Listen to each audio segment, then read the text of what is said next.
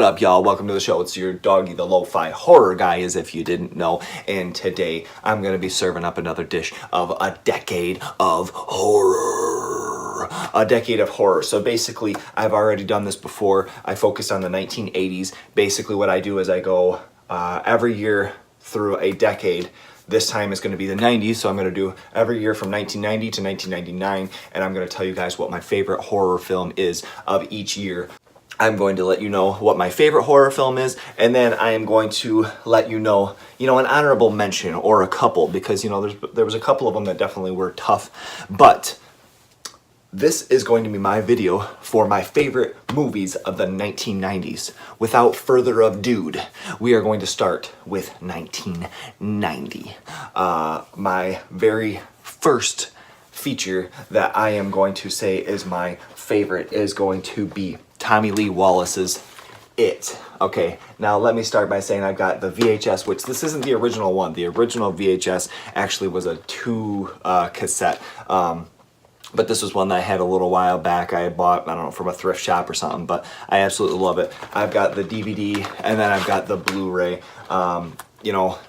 It's got a 6.9 on IMDb. This movie is a bad mamma jamma. I absolutely love, there's tons of things I love about it. There's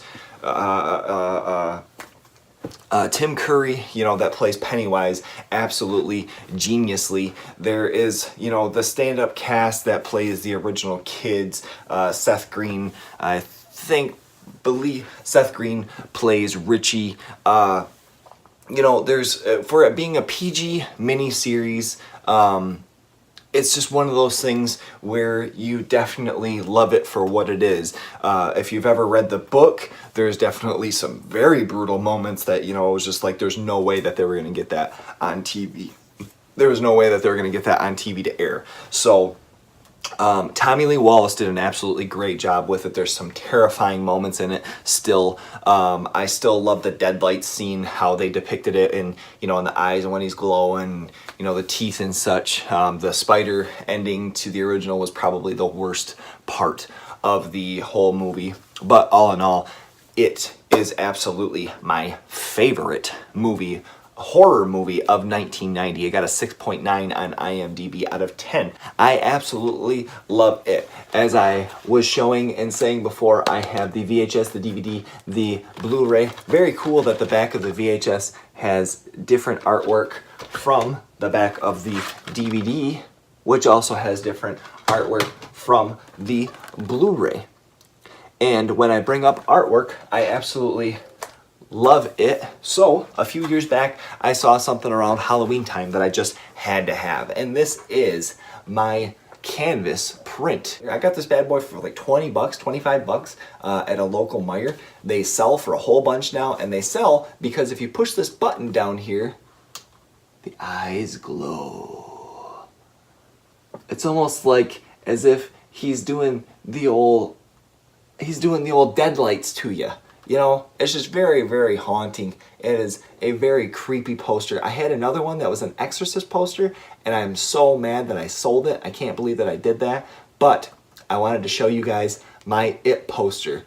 Very, very nice. Can you dig it? Can you dig it? My honorable mention for 1990 is going to be Tremors. I love monster movies, as you guys know. Obviously, having the old graboids coming from under the ground and biting, and they have to go, rock to rock and such. Funny story about Tremors. So the J-Rex 10 TV, if you don't know him, search J-Rex 10 TV on YouTube. That's my doggy there. Give him a fist bump. Give him an arf arf.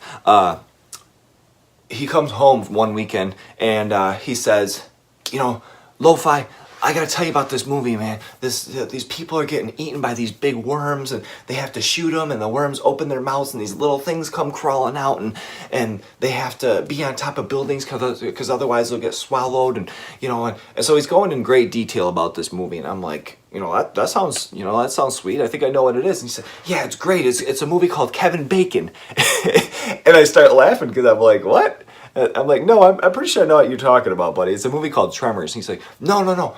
I'm telling you, it's a movie called Kevin Bacon. I watched it this weekend. You would love it. There's a bunch of monsters in it, and people have to shoot at them, and they have to jump rock to rock with poles and such, and they have to, try to get away from these things. It was really scary. And I said, no, buddy, it's a movie called Tremors. So we came down to the original OG horror layer, and I showed him my DVD copy of Tremors and said, this is what it is. There's actually 4 movies, or maybe it was 3 movies at the time. But he was just a little guy, so it was really cute. It was really funny that, he went and he thought that Tremors was called Kevin Bacon.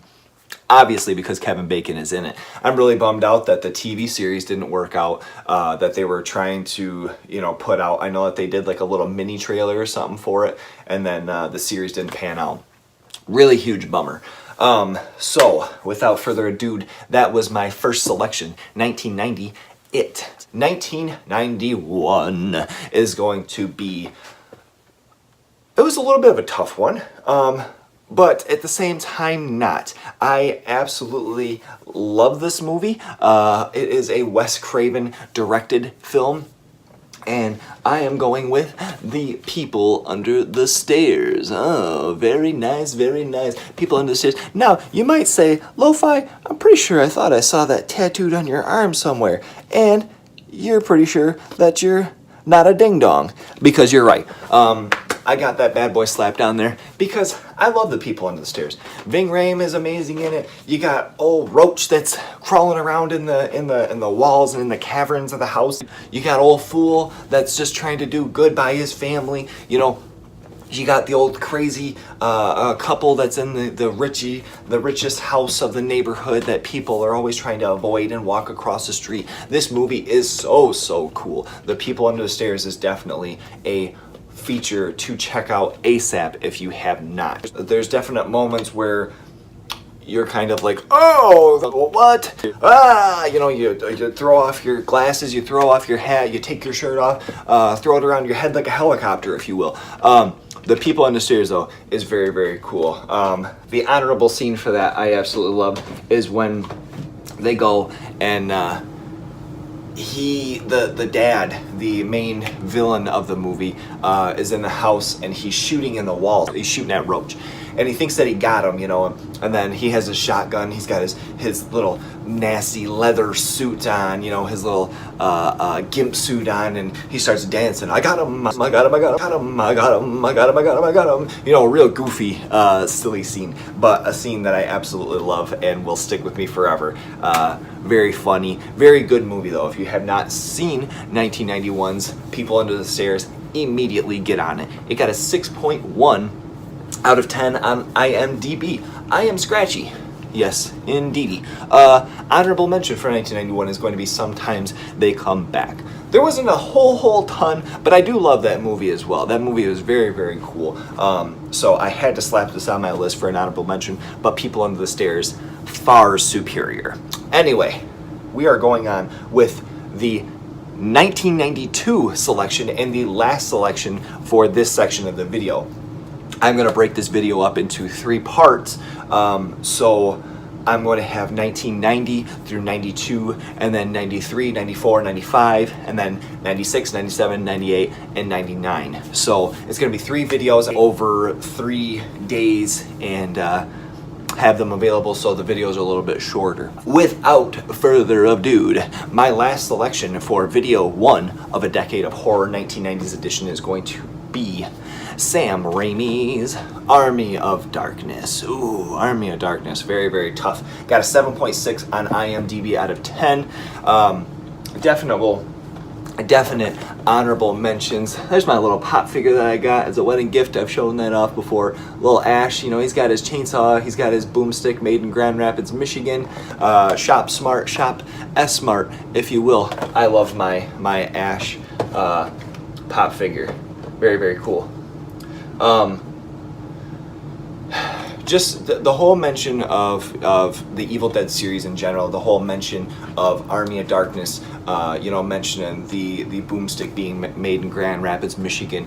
Me being a Michigan native, Sam Raimi, Bruce Campbell, the whole cast there always was kind of like a pride thing for me, almost like rooting for a basketball team or a football team. I have always loved that they've always represented, you know, being from somewhere in the state or going to college in the state, whatever their history was. I always loved that they represented. In Evil Deads, they always had Western and CMU and Michigan State, Michigan shirts, and so on and so forth. This one, he mentions his boomstick being made in Grand Rapids, Michigan. So with the Army of Darkness, one of my favorite things is all the quotes that are constantly coming at you and slapping you and punching you right in the nose that you just cannot forget. You know, for instance, like the first you want to kill me, now you want to kiss me, as he's eating the grapes.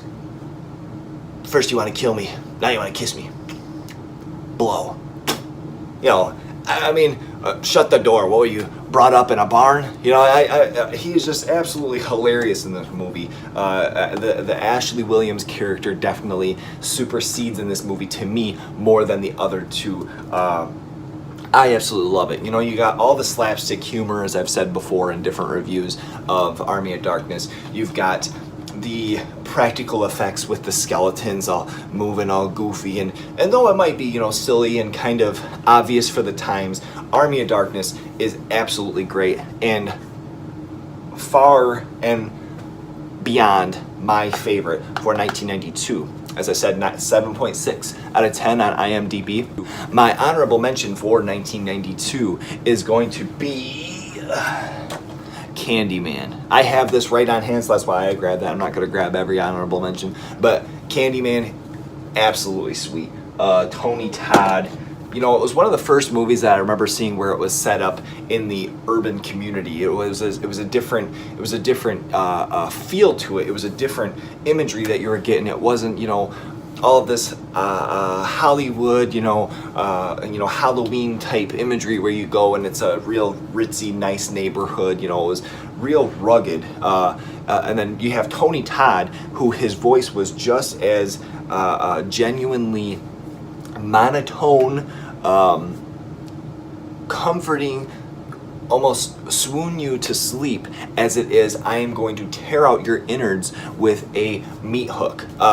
It's equally terrifying as it is soothing. I absolutely love Tony Todd, his character in the movie, obviously being the villain Candyman, just sticks with you. That was kind of a tough one because it's two different things, but Army of Darkness will always reign supreme with me as far as a favorite of 1992. So without further ado, that is going to conclude this video. Go ahead, shoot me a comment if you have any suggestions for other videos. Go over to my Instagram, the same name, the Lo-Fi Horror Guide, with underscores after every word. And that's it for this video. Be sure to come back tomorrow. I'm going to have up part 2 for you guys, which is going to be 93, 94, and 95.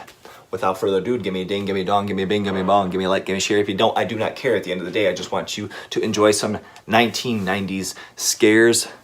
What it do, what it don't, what it is, what it isn't. Hang out with your boy, Lo-Fi Horror Guy. I'm slapping you with the old 3. Nice.